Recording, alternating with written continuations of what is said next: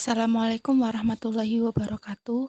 Perkenalkan kami dari kelompok 10 yang beranggotakan Trisevia Marcella, NIM 63020190111, Siti Aisyah 63020190112,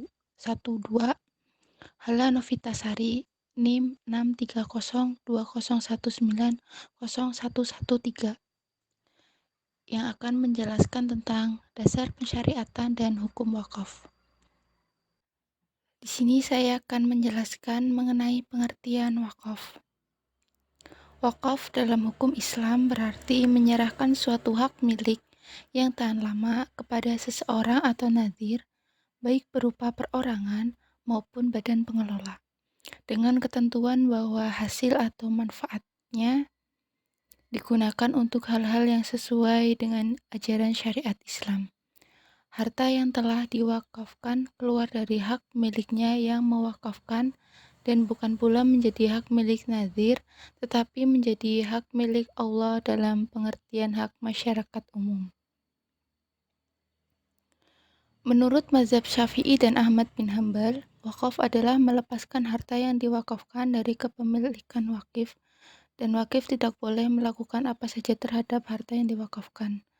Artinya, harta yang diwakafkan sudah tidak bisa diminta kembali, dipindah tangankan atau dijual atau yang lainnya.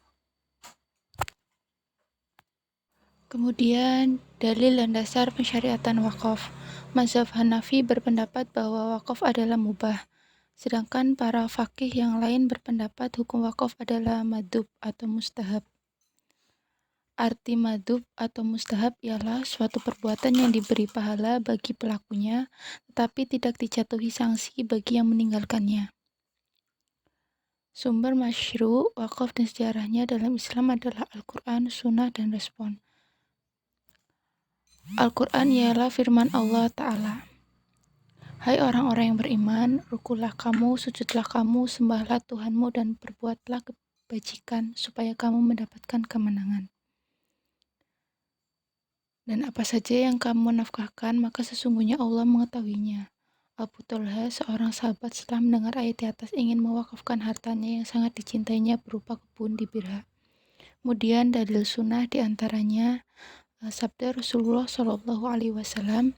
Diriwayatkan dari Abu Hurairah bahwa Rasulullah Shallallahu Alaihi Wasallam bersabda, apabila anak cucu Nabi Adam atau manusia wafat, terputuslah amal perbuatannya kecuali dari 3 hal, yaitu dari sedekah jariah atau wakaf, atau ilmu yang dimanfaatkan, atau anak soleh yang mendoakannya.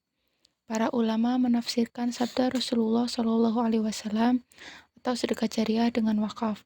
Sedangkan instrumen sosial lain tidak termasuk sedekah jariah karena wujud bendanya dimiliki oleh yang pihak yang menerimanya dan manfaatnya terbatas. Mungkin yang masuk kategori sedekah jariah ini. Interpretasi ulama fikih terhadap dalil-dalil persyariatan wakaf. Adapun interpretasi para ulama mengenai dalil-dalil pensyariatan wakaf adalah sebagai berikut. Yang pertama, menurut Abu Hanifah, itu berpendapat bahwa harta yang telah diwakafkan tetap berada pada kekuasaan wakif atau orang yang mewakafkan harta, dan boleh ditarik kembali oleh si wakif. Harta itu tidak berpindah hak milik, hanya memanfaatnya saja yang diperuntukkan untuk tujuan wakaf. Dalam hal ini, Imam Abu Hanifah itu memberikan pengecualian pada 3 hal, yakni wakaf majid, wakaf yang ditentukan oleh keputusan pengadilan, dan wakaf wasiat. Selain 3 hal tersebut, yang dilepas hanya manfaatnya saja, bukan benda itu secara utuh. Yang kedua, menurut mazhab Maliki. Adapun menurut mazhab Maliki, harta yang diwakafkan itu menurut Malikiyah tetap menjadi milik si wakif. Dalam hal ini sama dengan Abu Hanifah. Akan tetapi Maliki itu menyatakan tidak boleh mentransaksikannya atau mentasarufkannya, baik dengan menjualnya, mewariskannya, atau menggibahkannya. Selama harta itu diwakafkan, menurutnya itu boleh wakaf untuk waktu tertentu, bukan sebagai syarat bagi Maliki selama-lamanya. Yang ketiga, menurut Imam Al-Syafi'i, harta yang diwakafkan terlepas dari si wakif menjadi milik Allah dan berarti menahan harta untuk selamanya. Karena itu tidak boleh wakaf yang ditentukan jangka waktunya seperti yang dibolehkan Maliki. Maka disyariatkan pula benda yang diwakafkan itu tahan lama, tidak cepat habis seperti makanan. Alasannya ialah hadis yang diriwayatkan oleh Ibnu Umar tentang tanah di Khaybar. Yang keempat, menurut Imam Hambali. Imam Hambali itu mengatakan bahwa wakaf terjadi karena dua hal, yaitu karena kebiasaan, yaitu bahwa dia itu dapat dikatakan mewakafkan hartanya seperti seorang mendirikan masjid, kemudian mengizinkan orang sholat di dalamnya secara spontanitas bahwa ia telah mewakafkan hartanya itu menurut kebiasaan atau urf. Yang selanjutnya dengan lisan, baik dengan jelas atau tidak, atau ia memakai kata-kata habatsu, wakaftu, wasabaltu, dan tasokatu. Bila menggunakan kalimat seperti ini, maka ia harus mengiringkannya dengan niat wakaf. Pengalihan fungsi harta wakaf menurut ulama. Ulama Hanafiyah membolehkan penukaran benda wakaf tersebut dalam 3 hal, yakni yang pertama, apabila wakif memberi isyarat akan kebolehan menukar ketika ikrar. Yang kedua, apabila benda wakaf itu tidak dapat lagi dipertahankan. Yang ketiga adalah jika kegunaan benda pengganti wakaf itu lebih besar dan bermanfaat. Yang kedua, menurut ulama Malikiyah juga menentukan 3 syarat, yaitu yang pertama, wakif ketika ikrar mensyaratkan kebolehan ditukar atau dijual. Yang kedua, benda wakaf itu berupa benda bergerak dan kondisinya tidak sesuai lagi dengan tujuan semula saat diwakafkan. Yang ketiga, apabila benda wakaf pengganti dibutuhkan untuk kepentingan umum seperti pembangunan masjid, jalan raya, dan sebagainya. Menurut ulama Hanabilah lebih tegas lagi, mereka itu tidak membedakan apakah benda wakaf itu berbentuk masjid atau bukan masjid. Ibnu Taimiyah misalnya mengatakan bahwa benda wakaf itu boleh ditukar atau dijual apabila tindakan ini benar-benar dibutuhkan. Misalnya, suatu masjid yang tidak dapat lagi digunakan karena telah rusak atau terlalu sempit dan tidak mungkin diperluas, atau karena penduduk suatu desa berpindah tempat, sementara di tempat yang baru mereka tidak mampu membangun masjid yang baru.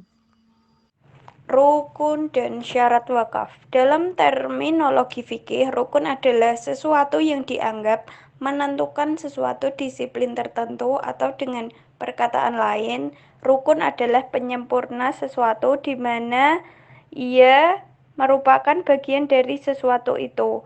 Oleh karena itu, sempurna atau tidak sempurna, wakaf dinyatakan sah apabila telah terpenuhi rukun dan syaratnya. Rukun wakaf ada 4, yaitu yang pertama, wakif. Wakif adalah orang yang mewakafkan harta. Kedua, mauquf bih. Mauquf bih adalah barang atau harta yang diwakafkan. Yang ketiga, mauquf alaih. Mauquf alaih adalah pihak yang diberi wakaf atau peruntukan wakaf. Dan yang terakhir atau yang keempat adalah sigot. Sigot adalah pernyataan atau ikrar wakif sebagai suatu kehendak untuk mewakafkan sebagian harta bendanya. Menurut UU nomor 41 tahun 2004 pasal 6, rukun wakaf sebagai berikut. Yang pertama, wakif. 2, nadhir. 3, harta benda wakaf. 4, ikrar wakaf. 5, peruntukan harta benda wakaf. Dan yang terakhir, jangka waktu wakaf. Syarat wakaf menurut As-Sarbashir yang dikutip oleh Syiah Hoshiyah adalah ada 4. Yang pertama, wakaf tidak dibatasi dengan waktu tertentu. Yang kedua, tujuan wakaf harus jelas. Yang ketiga, wakaf harus segera dilaksanakan setelah dinyatakan oleh orang yang berwakaf. Yang keempat atau yang terakhir, yaitu wakaf merupakan hal yang mesti dilaksanakan tanpa syarat khiyar membatalkan atau melangsungkan wakaf yang telah dinyatakan, sebab pernyataan wakaf berlaku seketika itu dan untuk selamanya.